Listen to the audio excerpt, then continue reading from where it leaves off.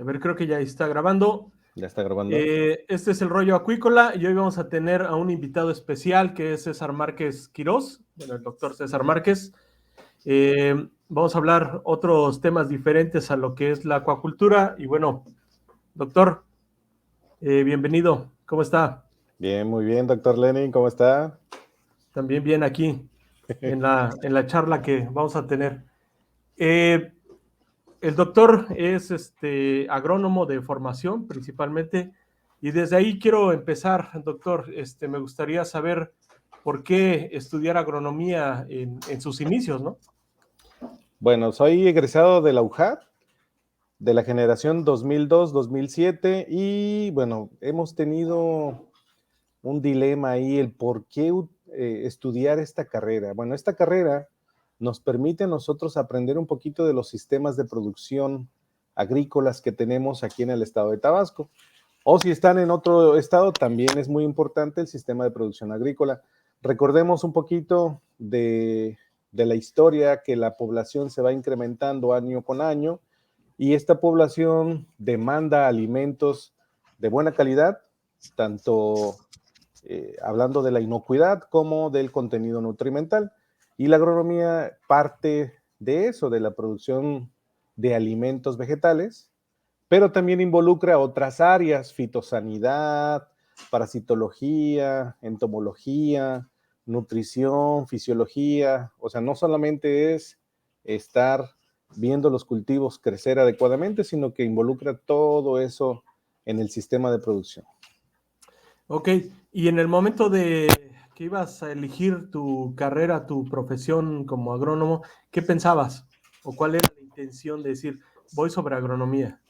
De hecho, yo quería ser veterinario, Ya, pero frustrado, ¿no, eh, verdad? no me gusta ver la sangre, o bueno, no tolero ver la sangre.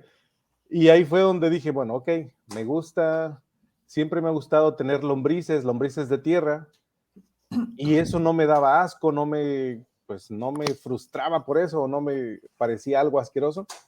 Y bueno, dije, bueno, me voy a orientar hacia esa área de la agronomía. Y bueno, ahí estoy, ahí sigo. Con las lombrices, ya tenemos bastante tiempo con las lombrices de tierra, eh, creando nuevas poblaciones de lombrices, utilizando el sustrato y abonándole a las plantas ornamentales que tenemos aquí en tu casa. Ok, muchas gracias. O sea que esa fue la primera premisa de estudiar agronomía, o sea que tenías lombrices. Por Sí, ahí alguien me dijo que empezó a tener unos guppies y pues por eso fue que le interesó estudiar como la parte de acuacultura, ¿no? Y sí, también seguramente hay gente que dirá que tenía perros y le gustaban los perros y por lo tanto estudió veterinario. veterinaria, ¿no? Y bueno, que sí cubrió tus perspectivas en cuestión de la agronomía. Claro que sí, men, claro que sí. Es, bueno, terminé la universidad y tenía esa inquietud de cómo sería en el norte. Y tuve la oportunidad de irme a una estancia en un verano científico, a una universidad del norte, específicamente la Universidad Autónoma de Antonio Narro, para probarme qué tal había pues aprendido aquí en la escuela o qué tal había salido de agronomía. Y me encontré con que teníamos buen nivel. Obviamente son condiciones diferentes, pero si tú tienes la base, la teoría, lo puedes aplicar donde sea. Claro, aquí nosotros tenemos más humedad, es más difícil controlar la humedad. En cambio, en ambientes áridos es más fácil la producción porque puedes añadir esa agua y no es un factor limitante la humedad, como lo es aquí en el trópico húmedo, con las condiciones estas de muchos hongos. Pero bueno, nos gustó ir allá en el norte y aprendimos también muchas cosas de cultivos que habían ahí en el norte. Aquí nunca vas a ver una aceituna, o no vas a ver un pistache, o no vas a ver un nogal, y allá te lo encuentras y te quedas viendo y aprecias la estructura foliar, aprecias la estructura del tallo y todo eso. Entonces, bueno, fue una Órale. experiencia muy satisfactoria ir hasta allá.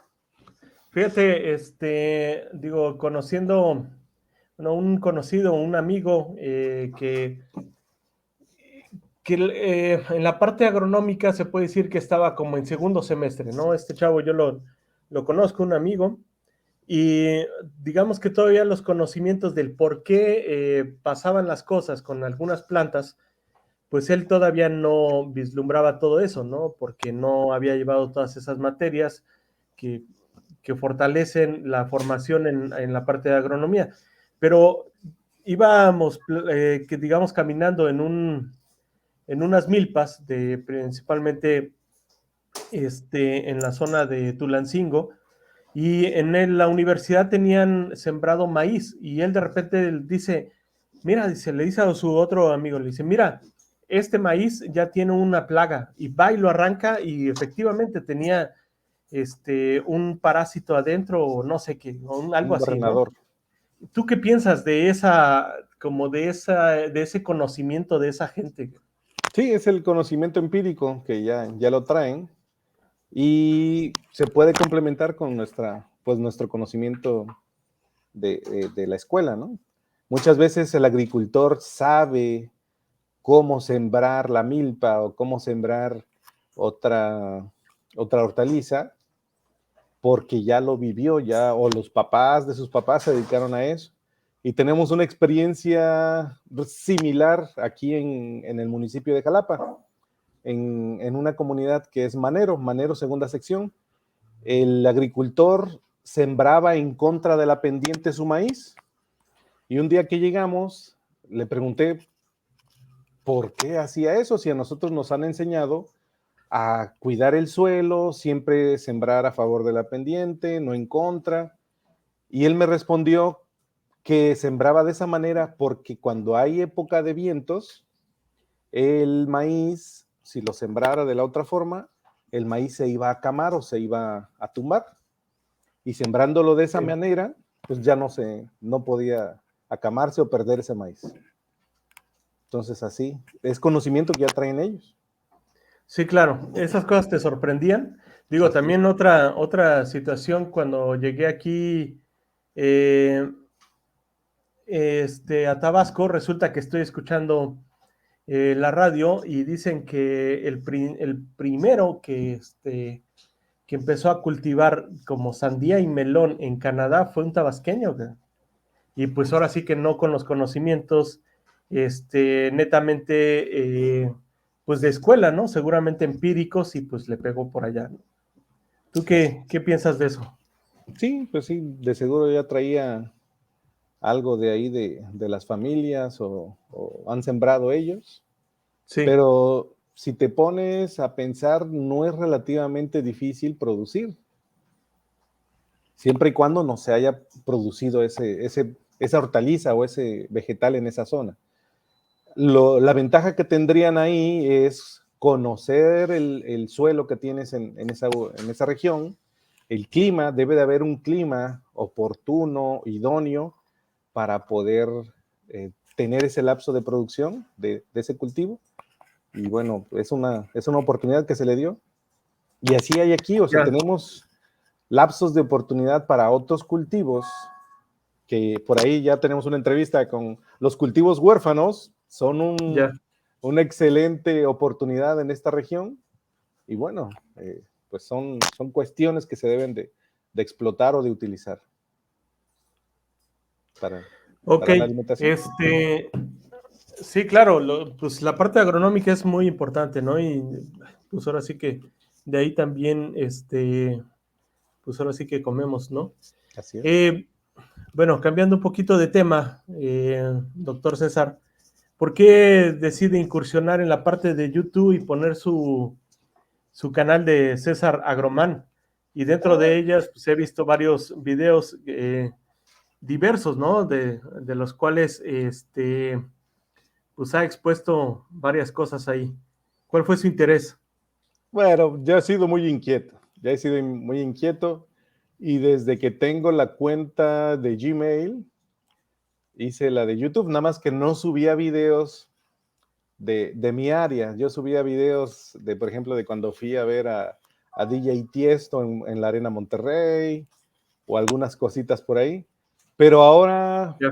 pues, me llamó la atención todo eso, todo lo que tenemos o las actividades que podemos desarrollar y que para nosotros es muy cotidiano, para otros, como los estudiantes, no es tan cotidiano ver, no sé, por ejemplo, el picudo negro, también tengo cuenta de TikTok, ahí es donde preferentemente subo esos videos cortos de plagas o de ornamentales, de las suculentas, por ejemplo, y bueno, es una manera de enseñar, divulgar, dar a conocer lo que tenemos en este estado o en la escuela a la demás comunidad que está ahí en YouTube, ¿no? Entonces, hay ocasiones que preguntan cómo controlar el gusano cogollero, por ejemplo, la vez pasada, o cómo controlar tal plaga, porque pues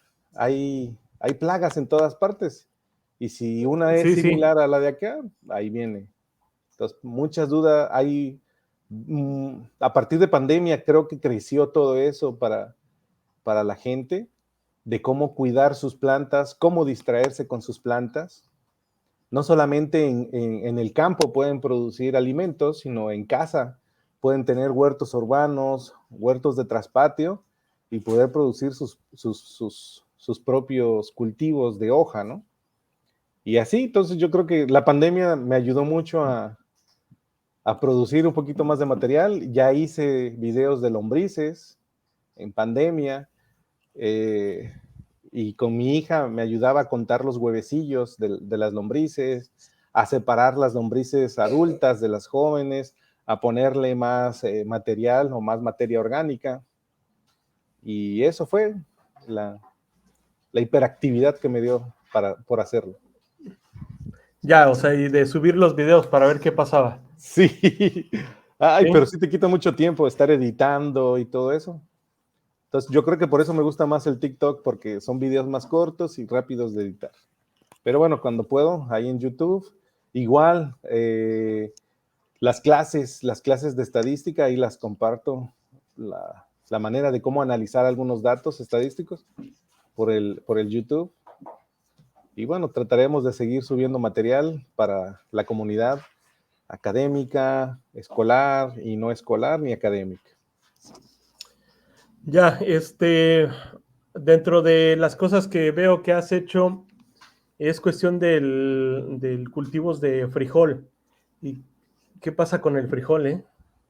Y Bueno, también he visto algunas cosas pues hablas de diferentes frijoles, algunas propiedades de los frijoles, okay. la fortificación de los frijoles, o sea, ¿qué onda con esa parte? Bueno, pues vamos a contar desde el inicio, porque me gusta todo eso. Yo comencé trabajando con tomate saladet. Ujú. Me tocó una época en la que afortunadamente habían buenas condiciones climáticas para producir tomate, que sería esta época de octubre, noviembre, diciembre. En licenciatura trabajé con tomate, en Saltillo trabajé con tomate saladet y tomate cherry, y al siguiente año trabajé con chile poblano o chile mulato, que también le dice. En el doctorado volví a trabajar con tomates cherry, un criollito, y allá conseguí un chile chiltepín y jalapeño. Cuando regreso a Tabasco, dije, bueno, ya no voy a seguir trabajando con tomate, con chile, y me pongo a recordar una clase que tuve con el doctor Edmundo, que era producción de cultivos básicos, y uno de mis compañeros utilizó el frijol pelón, o el caupí, o el vigna, como le quieran llamar, Ajá. y me acuerdo que ese frijol resistió, toleró, aguantó la sequía en aquel momento, que creo que era en el ciclo de primavera-verano, cuando hay mucho calor aquí y poca precipitación. Y a mí me había tocado sembrar chile habanero y era un lío mantenerlo vivo porque lo tenía que estar regando a cada rato. Y también me tocó utilizar girasol. Y a mi compañero que nada más le tocó el frijol pelón, Sí. precioso estaba ese frijol pelón, no, casi no lo regaba, y creció muy bonito y obviamente produjo buena cantidad. Y me puse a investigar un poquito más acerca de ese frijol y me percaté que es un cultivo que no tiene mucho interés comercial y le daban un término en la comunidad científica como cultivo huérfano. Ok. Y empecé a investigar más. Pensé que solamente había un solo frijol del tipo vigna o pelón, Ujú. que es el ojito negro, que aquí lo conocemos como ojito negro o sin tiempo. Y resulta que no, que hay diferentes morfotipos de ese frijolito. Hay diferentes colores, hay diferentes tamaños de ese frijolito. Y es Ya. así como me he estado enfocando a la producción o al enriquecimiento de esos tipos de frijol vigna. Y así fue como comencé. Y ahí seguimos. Órale, sí, porque además el frijol se dice que pues tiene un buen contenido proteico, ¿no? Y es bueno nutricionalmente, ¿no? Digo, entonces sí me llamaba la atención eso Sí. de la parte de los frijoles. ¿Y con qué lo fortificas? ¿O sientes que el frijol como tal no tiene suficiente nutrientes o la fortificación es para otra cosa o cómo es? Ok, bueno. Vamos a también hablar del frijol. Diferencias. El frijol común o el Phaseolus es un tipo de frijol que tiene ciertos minerales, buen contenido de proteína, pero también tiene antinutrientes que le dicen, ¿no? Algunos carbohidratos ahí que luego te provocan flatulencias o te provocan algunos malestares en el estómago. Y este otro que es como el primo, que sería el frijol caupi, tiene similar aporte nutricional, contenido proteico similar, y resulta que tiene menos contenido de compuestos antinutricionales. Y aunado a que es tolerante a la sequía o es un cultivo más rústico, se decidió trabajar con él. Los suelos de Tabasco, dependiendo de la zona geográfica o de la región o subregión de la que estemos hablando, pueden tener ciertos contenidos minerales. Normalmente, algunos suelos de aquí son deficientes en zinc. Ok. Y en zinc, por ejemplo, son deficientes en zinc, en selenio. ¿Qué es lo que sucede con la biofortificación? Tú le provees al cultivo ese elemento del cual es deficiente, pero al estarle dando o suministrando ese elemento, la fisiología de la planta se puede cambiar o se pueden activar algunas otras sustancias, enzimas o compuestos que requerían de ese elemento.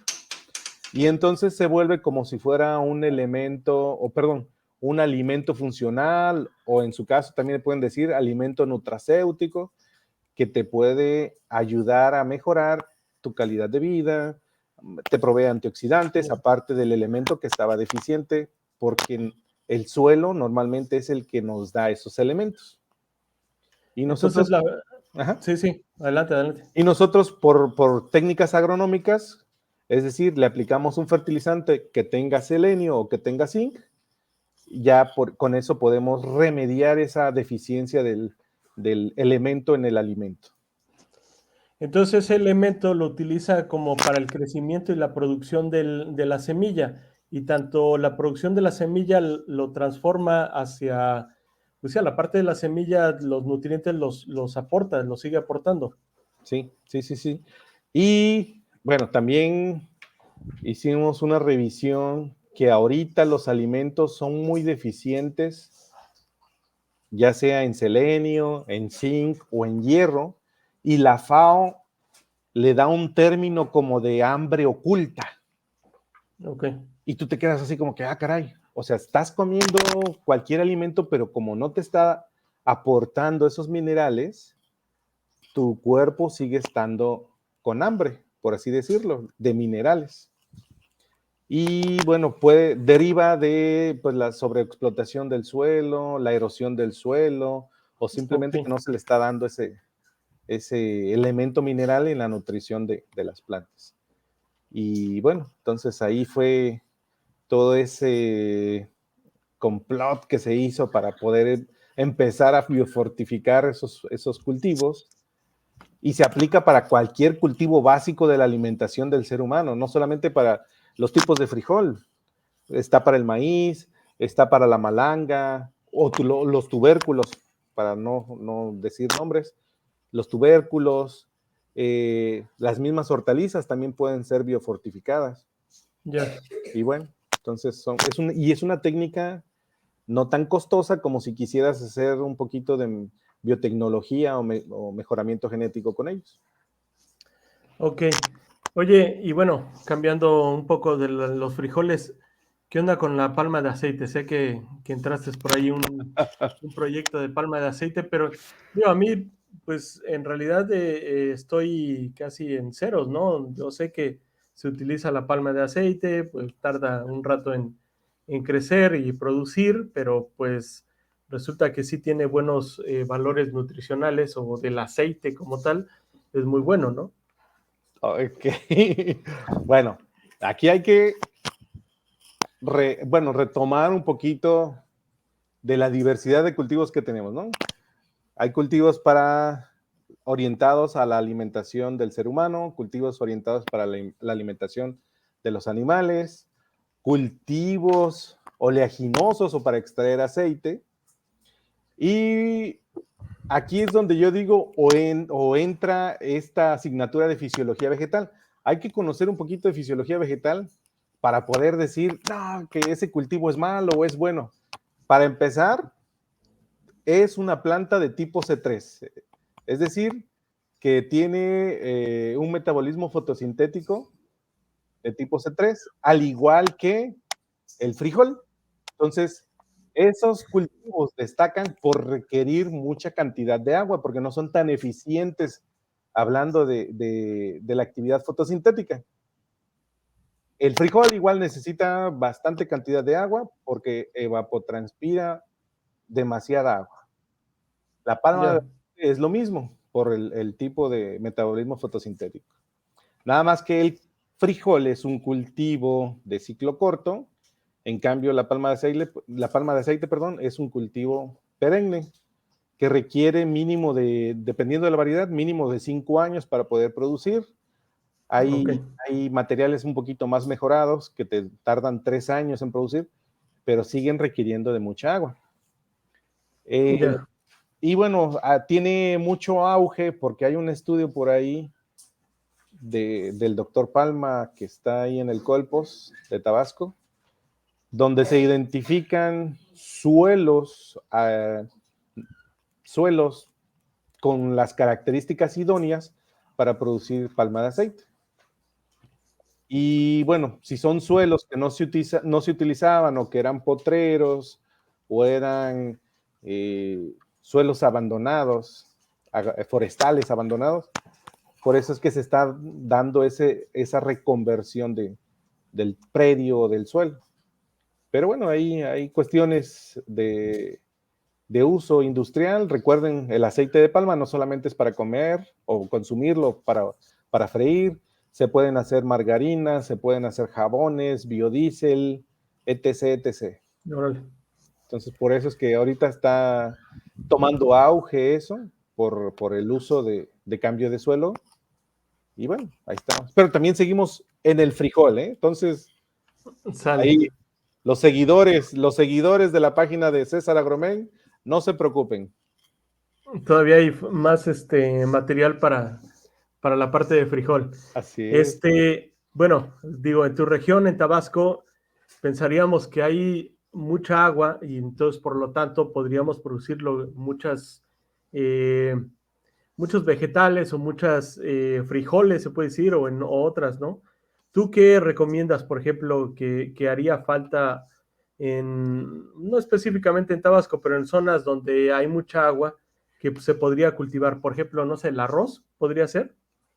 Sí, de hecho, Tabasco tiene partes de zonas de producción de arroz, y no solamente arroz se puede utilizar, sino ahorita está teniendo mucho auge la malanga porque se exporta. Y hay muchos terrenos, predios o hectáreas que en cierta época del año permanece bajo el agua, por así decirlo. Sí. Y la malanga es un cultivo que puede tolerar esa inundación. Entonces, esa sería una reconversión también estupenda, o sería una reconversión estupenda para poder aprovechar esos suelos y producir la malanga que en Estados Unidos es muy, muy demandada. Malanga. Hay frutales que también pueden tolerar un poquito de humedad, o los mismos maderables. El macuilí es excelente, es una excelente madera y tolera esos suelos que están un poquito inundados. Con mucha agua. Ya, ahorita que dices de la malanga, no sabía que se exportaba. Normalmente, ¿a dónde se exporta? A Estados Unidos, ahí con la comunidad latina. Les gusta porque mucho. También es como un cultivo medio de la zona del sureste, ¿no? Porque, por ejemplo, en la zona centro, pues no supongo que no se, sí se ha de consumir, pero no tanto como en esta zona, ¿no? Sí. Entonces, yo supongo que la distribución como para el consumo no sería tan amplia como lo acabas de mencionar, de que ya lo están incluso exportando, ¿no? Y resulta que a la malanga la conocen, bueno, aparte de ser un cultivo huérfano, la conocen con otro nombre. ¿Sí saben cuál es? No. A ver. Taro. Idea. Taro. Ya. Esa Órale. es la malanga. Que lo están haciendo Órale. helado. Yo creo que suena muy feo malanga, entonces pues vamos a llamarle taro. Y taro hacen helados. Pero el taro es más como oriental, ¿no? Es la misma, es el mismo nombre científico, es de la misma especie. Es una Calocasia esculenta, se llama. Ya. Entonces, Órale. por eso es que... Y bueno, la malanga es un cultivo rústico, por así decirlo, que pues no tiene plaga, casi no tiene plaga. Y es un alimento rico en carbohidratos. Órale, no, pues está interesante esa parte.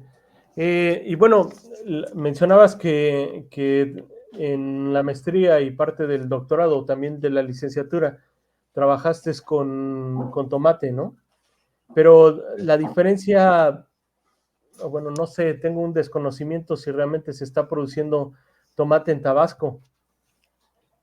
Sí, ¿Se produce o? Sí, se produce. ¿Sí? Se produce. Hay zonas a campo abierto y zonas con sistemas protegidos. Claro, obviamente no vamos a tener el mismo rendimiento que Querétaro, por ejemplo, que es muy fuerte, o Baja California Norte, que es muy fuerte, pero se produce, o sea, para la economía puede ser del municipio, de la región o del estado, contribuye también, sí. Pero ¿cuáles serían esas características por las cuales allá se produce más y no acá? Las condiciones climáticas. Sí. Eso te iba a decir, hay híbridos que se pueden adaptar a esta región, adaptados a alta temperatura y alta humedad. Pero resulta que en el norte hay híbridos que están adaptados a esas condiciones de aridez, de salinidad del suelo. Al tomate le encanta eso de la salinidad, tolera mucha conductividad eléctrica. Órale. Y dándole un manejo adecuado te puede producir bastante. Me acuerdo que cuando estaba en la licenciatura yo estaba sorprendido porque revisas el sistema de la SADER, de los rendimientos, y Querétaro te da más de 500 toneladas de tomate por hectárea. Órale. Y te espantas tú y dices, ¿cómo puede ser posible esto, el otro? Y aquí ya no me acuerdo cuánto era la cantidad de toneladas que se puede obtener aquí, ¿no? Y bueno, entonces, en la licenciatura, aquí en Tabasco, trabajamos con el Es de Nugens, el híbrido. Es un Sun, no me acuerdo ahorita el nombre completo. Y Ajá. aguantó ese Sun 7705, creo que se llama. Y también está uno de Harris Moran, que es el CID. Ese tolera estas condiciones del trópico. Y ese mismo CID lo trabajamos en Torreón. El CID, Cuauhtémoc, uno que se llamaba Kikapú. Todos estos son de Harris Moran. Y eran Sí. unos híbridos que rendían excelentemente bien en esas condiciones, bajo condiciones protegidas, con solución nutritiva en hidroponía y también Ya. en sustratos orgánicos. Y bueno, entonces hay cuestiones también que se involucran ahí. O también hay materiales, creo que se llama Río Grande o el Río, algo así, que son materiales para campo abierto, que también se utilizan en esta zona. Ya, y en cuestión de, digo, no me ha tocado ver si como tal hay invernaderos aquí en Tabasco de producción, pues algo masiva en cuestión de vegetales, jitomate, etcétera. Tú que tienes más conocimiento en eso, ¿nos podrías mencionar algo? Sí, de hecho, si hay invernaderos. Recordemos, lo correcto es decir sistemas protegidos. Ya, Tuve un maestro que decía, no, el invernadero es para invernar, pero aquí no claro. invernar, aquí es proteger el cultivo de plagas, proteger el cultivo de el exceso de radiación y de la precipitación también excesiva que podemos tener aquí en el trópico. Pero sí hay zonas. El sistema protegido que se adapta mejor a la región es un sistema tipo megaven o tropical. Le dicen invernadero tropical, pero es un sistema megaven que tiene ventilas laterales y una ventila cenital en la parte superior del techo o de la cubierta, para que propicia también el desplazamiento del aire para que tenga una buena aireación ese sistema protegido. Se produce normalmente chile habanero cuando es la época, ese sí tolera un poquito el calor, y cuando ya baja la temperatura se puede producir el tomate, el indeterminado, pero sí hay en la región del estado. Ya, entonces son, ¿cómo se llama? Sistemas protegidos, Sistemas protegidos, eso es lo ¿sí? correcto. Sí. ¿Qué otra cosa has visto que ha tenido mucho auge por esta zona en sistemas protegidos? Bueno, normalmente lo utilizan para producir plántula. Ahí por la carretera que está entre Cárdenas y Comalcalco tienen un sistema protegido donde se produce chile habanero y hay una área destinada a plántulas de chile Sí, habanero. Entonces es adecuado, ¿por qué? Porque controlas las plagas que puedan llegar con tu malla antiáfidos, provees los fertilizantes por medio del sistema de riego y tienes un mayor control que si lo tuvieras en el campo, que es más difícil un poquito controlar todo eso. No es ya. imposible, pero es difícil. O sea que en esta zona se produce más, ¿cómo se llama? Chile habanero en sistemas protegidos. Sí, se tiende a tener chile habanero. También se tiende Sí. a tener chile habanero en campo. Entonces, hay de esas dos vertientes, chile habanero, tomate. Están empezando a tener también algunos ornamentales con todo esto. Ok. ¿Sí? Y otra variante de un sistema protegido serían las casas sombra. También se utilizan las casas sombra para tener tomate, chile, ornamentales. Bueno, y siguiendo esta parte del sistema protegido o también la parte de hidroponía, la unión esta, la novedad que hay también, que es la acuaponía, que se supone, según la FAO, puedes tener sistemas donde puedes tener tanto plantas o vegetales como peces, ¿no? Uh -huh. ¿Tú qué piensas de esta parte de esta incursión con esta técnica?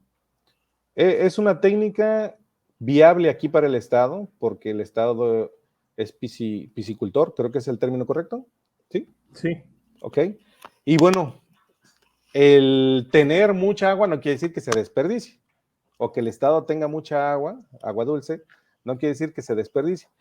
Y una alternativa de uso para esos efluentes de peces es esta acuaponía, que normalmente le provee más cantidad de nitrógeno o le provee el nitrógeno necesario para las plantas y el mineral restante se le puede suministrar de manera foliar. Entonces, para no gastar en fertilizante, tienen el efluente de los peces, puedes producir lechugas tropicales, hay lechugas tropicales, puedes producir tus chiles habaneros, puedes producir tomates, puedes producir estos ornamentales o hortalizas de hoja, incluso el frijol pelón también se puede producir ahí en sistemas acuapónicos Sí. y es una manera de utilizar esa agua para que no se desperdicie.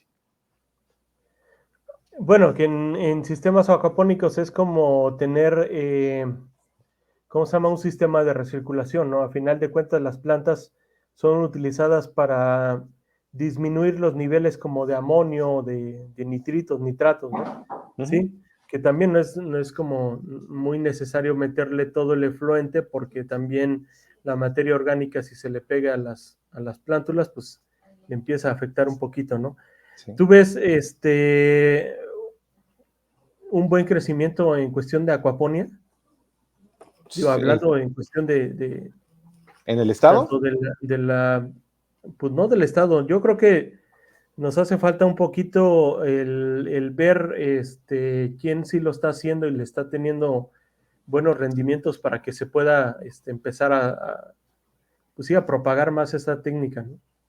Sí, sí, sí, sí, te digo que es una alternativa al desperdicio de agua, por así decirlo, poderlo utilizar. Las mismas plantas pueden estar limpiando esa agua, pueden, Sí, por lo mismo, son con cantidades enormes de nitratos, nitritos y todo eso que hay ahí, son plantas que te pueden estar aprovechando y suministrar esos elementos que le hacen falta con fertilizantes foliares. Entonces, que ahorita con todo este incremento de precios en los fertilizantes nitrogenados, se puede ir elevando estos tipos de sistemas de producción, ¿no? Pues si ya tienes fertilizante nitrogenado ahí disuelto en el agua, sí, utilizar.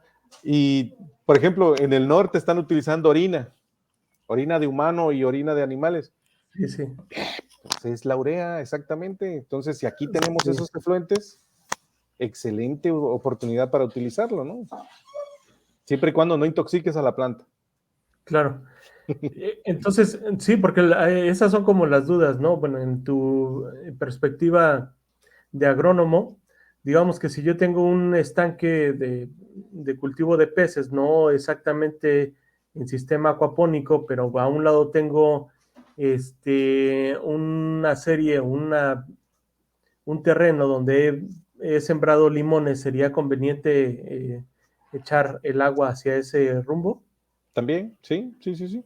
No Sí, solamente limones, puede ser el maíz, el tomate, sí. el chile habanero. Porque yo medio que, bueno, no lo he investigado, pero sí había medio escuchado que como que no era tan favorable, ¿no? El hecho de tirar como el agua muy, muy directo hacia zonas de plantíos, ¿no? Sin embargo, a mí me tocó ver un proyecto en Chiapas donde todo lo que salía de los estanques de acuacultura pasaba sobre un canal, ¿no? Y a las orillas del canal básicamente tenían plantas de estas, ¿cómo le llaman? Exóticas. Ujú. O sea, y que lo veían como un, un cultivo alterno, ¿no? Y que les estaba favoreciendo muchísimo porque tenían una buena producción en cuestión de las plantas estas, o flores exóticas, ¿no? ¿sí? Más sin embargo, hay otros criterios donde dicen que no es como muy bueno, ¿no? Por la cantidad de nitrógenos o ¿no? que tiene muy acumulado, no podría ser como conveniente, ¿no? ¿Tú Sí, cómo ves? por ejemplo, con la radiación de aquí se puede volatilizar Sí. ese nitrógeno o se puede lixiviar, contaminar los mantos acuíferos, pero pues si se administra de manera correcta, adecuada, se puede utilizar. Y es una alternativa. ¿Podría ser una forma de fortificar el suelo? Como tal, el suelo no se Ok, fortifica el cultivo. ya. Sería una manera de proveerle al suelo ese nutriente que necesita la planta. Sí, sí, sí, sí. Y si vamos con materia orgánica, bueno, también los microorganismos que están ahí en el suelo pueden utilizar esa materia orgánica. Porque, digo, lo que hace rato mencionabas en cuestión de que la carencia de algunos minerales en el suelo de tabasqueño, digo, precisamente por eso hice como la pregunta, ¿no? Sería como fortificar un poco el suelo para algún contenido, ¿no? Uh -huh. Sí, sí, sí. ¿Sí o no? Se le provee, pero se fortificaría el cultivo. Y también, obviamente, hay que ver qué tipo de elementos tiene ese efluente. Al menos que, no Sí, sé, el alimento de los peces tenga mucho selenio, estuviera excelente ponérselo a los cultivos básicos. Depende, ya, ¿no? Selenio, hierro, sí. esos. Pero bueno, sí, sí O sea, hay sería. que probar si se puede meter selenio o algún otro elemento al alimento que no le afecte a los peces y que básicamente pues haga una transformación ahí al momento de la excreción, ¿no? Sí, sí, sí, sí. En efecto, todos los animales necesitan selenio. Sí, Y si se le suministra el alimento, va a excretar una porción de ese elemento y debe de estar en el efluente, que sería excelente utilizarlo para el cultivo. y una pregunta ahí media rara y también que puede pasar, ¿no? Porque a final de cuentas los peces están metidos dentro del agua, ¿sí? Y también es medio raro y muy medio tonta. Pero hay mucha gente que de repente puede llegar a escuchar respuestas también muy tontas y que no son a lo mejor bien verificadas científicamente, ¿no? Digamos que esos peces están enfermos y los tiramos hacia donde está un cultivo, por ejemplo, de limón. ¿Tú crees que se transfiera alguna enfermedad hacia las plantas? ¿De qué tipo? ¿Bacteriana? ¿Bacteriana, por ejemplo? Nah, no, porque las bacterias animales son diferentes. Bueno, las bacterias que atacan animales son diferentes a las bacterias que atacan a las plantas. Sí, No, no, no. Al menos que esa bacteria animal toque la superficie del fruto y ahí sí ya, que nosotros consumimos el fruto, por ejemplo, del limón, ¿no? ya, Pero sí. no, no, no, no. Puede intervenir también otro factor como el viento, que cuando le estén aplicando algunas partículas de agua caigan en el fruto, bueno, ahí es diferente, pero Oye, no. doctor, otra pregunta ahí rara, y realmente esto te lo pregunto por un video que vi por ahí, Ajá. que alguien estaba, bueno, no voy a decir específicamente, pero sí, me voy a meter en otro rollo ahí mejor. Digo, tenemos 59 personas que puedan ver esta plática, no es un podcast, ¿no? Entonces, hay bacterias zoonóticas en en los vegetales, o sea, hablando en general, en las plantas, ¿no? O sea, sí, que se consumen normalmente para un humano, No, no, ¿no? No hay. solamente que sea, no, o sea, las bacterias zoonóticas pueden llegar ahí porque alguien tocó, o sea, fue al baño o algún Sí. animal, las palomas llegaron, tomaron el agua y asperjaron esa agua al fruto. Esa es la única manera para contaminar ese producto. ¿Por qué? Porque si tú lo tiras al suelo, eh, cuando vemos fisiología de la raíz tiene muchas capas epidérmicas que te impiden el paso de algún microorganismo. Y ya para subir al xilema o para pasar al xilema hay una membrana que se llama la banda de Caspari que no te permite, o sea, si tú fueras bacteria, no te permite llegar hasta allá. O sea que es como una ósmosis inversa. Exactamente. Entonces, por eso ningún patógeno puede entrar, o algún tipo de esta bacteria del humano o de los animales, podría entrar por ahí. La contaminación se daría de manera indirecta por algún agente como el viento, o como que el trabajador de campo fue al baño y no se lavó las manos y seguía cosechando, pero no. Sí. Pero en cuestión de algún microorganismo que afecte a las plantas, sin hablar sobre acuacultura y eso, ¿hay alguna zoonótica? No. No. ¿O tampoco? ¿No? No se puede, no. Ya. Pero no. recuerdas que hace muchos años pararon como que ¿cómo se llama? La exportación de jitomate hacia Estados Unidos, ¿no? Porque venía contaminado. Te digo que es contaminación cruzada. Si quieres te explico cómo se da todo este proceso del tomate. Lo cortan, por ejemplo, ya lo cosechó, no sé, la maquinaria o el trabajador de campo. Se ponen en unas taras, en unos recipientes grandes. Se vierten en agua para quitarle la tierra, el polvo a ese fruto. Se lavan. Después pasa por un proceso de encerado, se le pone una cera natural, se pasa por rodillos para que brille esa cera natural y se vea bonito el fruto, pasa por un sistema de clasificación, por color, por tamaño, por forma también, se pasa a otra cama, donde ya están separados, y ya los trabajadores lo meten a las cajas de manera manual, para empaquetarlo, lo tapan, y listo. Entonces, por ejemplo, no creo que utilicen agua de mala calidad las empacadoras. No creo que utilicen cera de mala calidad, o sea, contaminada. Ok. No creo que los trabajadores que están empaquetando pues, no se laven las manos, ¿no? Entonces, hasta ahí todo va bien. Se mete a un sistema de refrigeración para bajarle la temperatura, porque vienen de campo, se les baja la temperatura.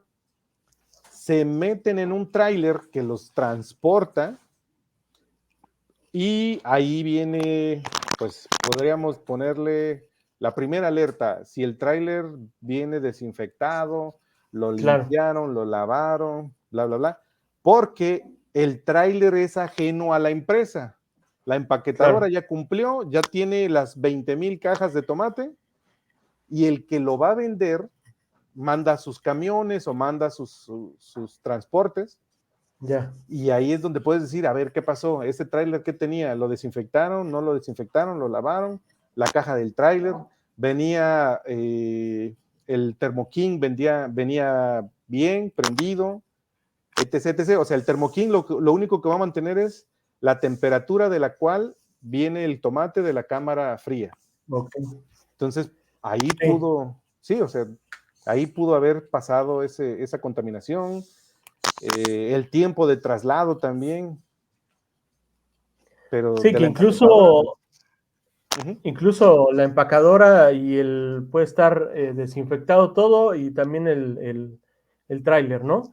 Y al momento de descargar puede haber otro foco de infección también, ¿no? Exactamente. Sí, entonces es el manejo, ¿no? Y que no realicen como este rollo de la bioseguridad o que lleven a cabo todas las normas necesarias para tanto la carga como la descarga, ¿no? Así es. Sí. Sí. Ya, sí. Entonces es un rollo ahí también que no nos vamos a meter mucho en camisa de 11 varas, como dicen, ¿no? Para que no nos censuren. Para que no nos censuren las 59 personas que nos ven en este canal, ¿no? ¿Tú cómo ves esa parte de incrementar como o sea, sí tienes pensado en que crezca más la audiencia de suscriptores o está canijo? No, sí, claro, debe de de incrementarse ese número de suscriptores. Ahorita, afortunadamente, la nueva generación tiene mucho interés. El conocimiento está en cualquier sistema de tecnología de información en la comunicación, en cualquiera. Entonces, si no es por TikTok, es por este medio que es el YouTube, por Instagram, y hay otros. Existía hace rato una tipo TikTok, o hay otro tipo Facebook, igual lo mismo. O sea, hay mucha audiencia que necesita ese conocimiento, nada más que hay que buscar los tópicos adecuados o palabras clave, por ejemplo, palabras clave de interés. Y sí, tiene que incrementarse, colega, tiene que incrementarse. Estrategias, Sí, hay claro. estrategias de publicidad. Sí, y también, bueno, hay que decir las cosas como son, ¿no? Porque también seguramente hay información que no es relevante y tampoco es comprobable, ¿no? Nada más Así lo es. dicen por decir, Sí, sí, ¿no? sí, sí. Bueno, pues esta plática o esta charla es netamente casi muy orgánica, ¿no? Que vaya saliendo algunos temas medio de interés y también algunas polémicas, ¿no? Y bueno, ya llevamos un rato platicando, yo te he hecho algunas preguntas. ¿Tienes alguna pregunta para mí?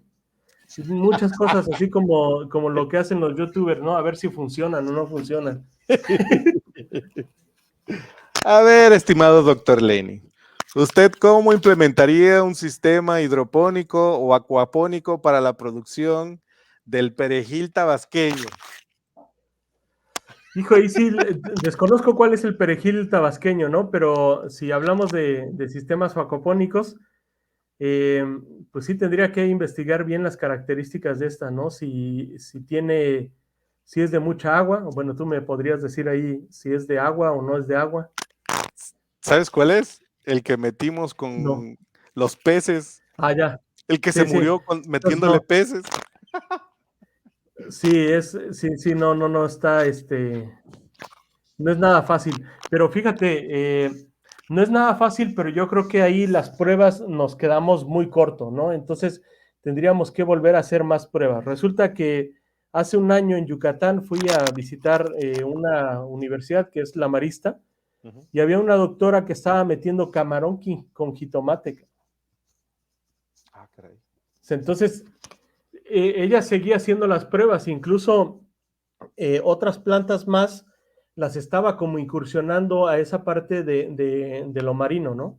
Y digo, así igual hace muchos años, también investigando un poco sobre la parte de acuapónica, resulta que supuestamente los chinos ya estaban haciendo esa parte que tú también mencionaste, del jitomate que aguanta mucho la salinidad, ¿no? Y igual a mí me causó extrañeza y dije, ah, chingada, o sea, y no le afectará a la parte esta del sabor, por ejemplo, del tomate, ¿no? Que sea más salado o cosas así, ¿no? Al contrario. Pero sí, o sea, yo creo que nos hizo falta, sí, yo creo que nos hizo falta hacer más pruebas, porque ahí la única prueba que hicimos fue como querer hacer el ¿cómo se llama? El de cama flotante, ¿no? A lo mejor menos cantidad podríamos puesto un NFT o de sustrato, ¿no? ¿Sí? Sí, sí, sí, sí. Yo creo que eso no fue lo que nos hizo falta. Y a lo mejor también en lugar de peces ornamentales meterle alguna tilapia que la producción de pues sí, de estos como no nutrientes, ¿no? Pero la cantidad de alimento que se suministra a un pez ornamental a comparación con una tilapia, pues es diferente y se puede degradar un poquito más los nutrientes, ¿no? Entonces sí, pues hay que hacer de nuevo pruebas A con ese, repetirlo. sí, hay que repetirlo a ver que si sale o no sale, ¿no? Sí, sí, sí. Estaría interesante. Y no solo ese, cualquier otra planta ornamental o medicinal que está creciendo Sí, ahorita, el auge de lo medicinal, ornamental. claro. El Sí, matalí, por ejemplo, ese matalí es, qué bárbaro, cómo se multiplica ese matalí. Es medicinal sí, y para la bastante. elaboración de agua. Entonces, es Y ese pareciera que no necesariamente necesita tanta agua, ¿no? así es. Pero es una suculenta, entonces guarda agua. Sí, Sí, ok. sí, sí. Pues sí. Pero Pues, bueno, doctor César, yo creo que hasta aquí vamos a dejar la plática. Esperamos que tengamos otra charla claro que sí, man. más adelante. Y por lo tanto, pues te agradezco mucho esta charla, aunque no sea de la parte de acuacultura, pero pues la parte de agronomía, de repente se van juntando tanto la agronómica como la acuacultura, ¿no? Así es. Entonces, pues muchas gracias. ¿Quieres Gracias agregar a algo ti. más, doctor? Un saludo a todos los oyentes o videntes. Y aquí Los seguimos a la 59. orden. Los 59. Dale. 59 tuyos y Bueno, 100 míos. ya es 100, 159. 160 más o Ah, menos, bueno. ¿no? Sale Ahí pues. seguimos a la Muchas orden, men. gracias. Nos vemos. Hasta Abrazos. luego. Adiós.